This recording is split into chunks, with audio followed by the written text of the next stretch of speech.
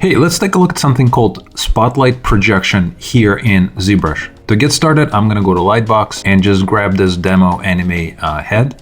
Let's go ahead and import a texture that we want to project on this head. So I'm gonna go to textures, click on my texture. I'm gonna say import, find the image that you wanna import. In this case, I'm just gonna use this right here. I'm gonna go ahead and select it to move it to the featured box, and I'm gonna click on add to spotlight.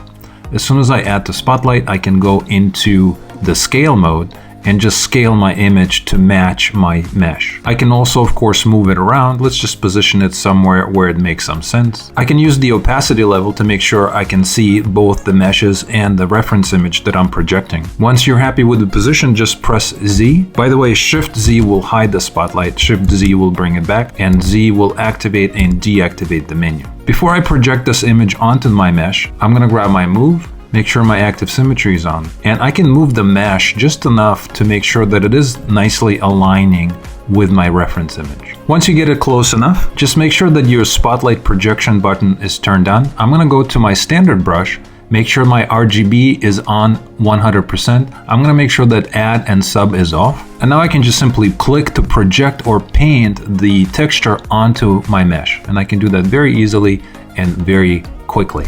To turn the reference off, I can do Shift Z. All right, and now take a look. I have the image projected onto my mesh. At this point, I can of course touch it up. I can hover over this color. I can press C to sample it. And if I needed to, I can continue painting more and finish off the character.